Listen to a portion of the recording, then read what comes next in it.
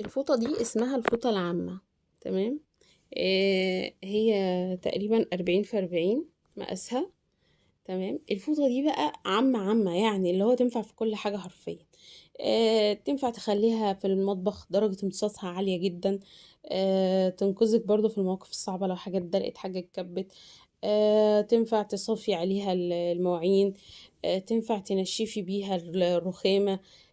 تنفع مثلا بعد ما تغسلي البوتاجاز تنشفي بيها. هي بس ايه خفيفة شوية، ممكن على الفواط الامتصاص، بس هي جبارة حقيقي، يعني درجة امتصاصها عالية جدا. تنفع لكل حاجة. عارفين النسيج عامل ازاي؟ الناس اللي عندها فوطة السبليتر، عارفين الجزء ده الناعم ده؟ هي نفس ده بالظبط، يعني تقريبا هم واخدين من ده عاملينه ظهر السبليتر. عشان كده السبليتر من الفوط برضو المهمة جدا في المطبخ واللي بتنفع معاكي. طبعا احنا عارفين السبليتر الناحية دي بتبقى خشنة. تمام. اللي هو بتعمل سكرابنج عالي قوي، والناحية دي ناعمة وهي سبونج. طيب ايه علاقتها بالفوطة العامة اللي احنا بنتكلم عنها؟ نفس النسيج الناعم ده هو نفس نسيج الفوطة العامة دي.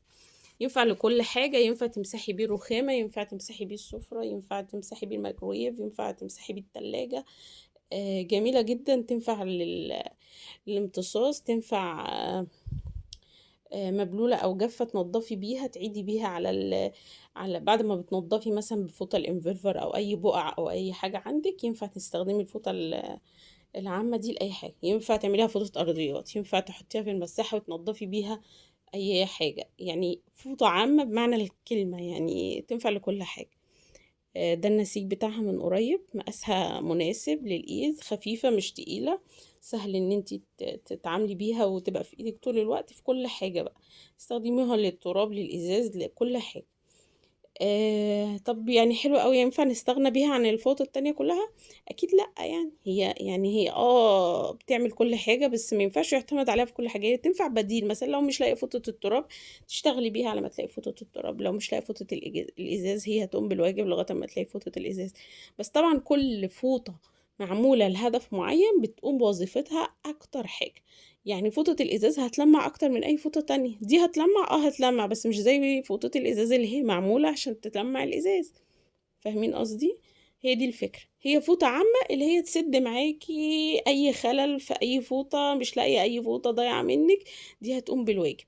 امتصاص، تراب، ازاز، شغالة كل حاجة، سبليتر، شغالة كل حاجة. مش هتقول لا.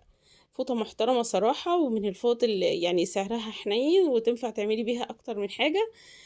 طبعا يعني مش عايزة اقول لكم ان الواحد لما تمسكي فوطة واحدة وتعملي بيها كل حاجة على طول هتستهلكيها، فمش هتعيش معاكي. فما تجيش تقولي بقى الشركة قالت ان الفوطة دي بتقعد سنتين، ما انتي طلعتي عينيها.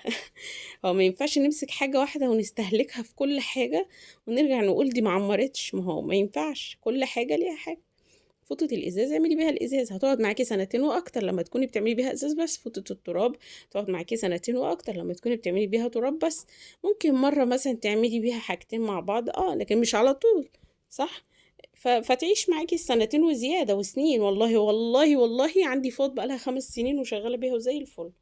فالفوط دي محترمة قوي ونضيفة قوي وبتريحنا قوي، فلازم احنا كمان نريحها ونحافظ عليها. تمام.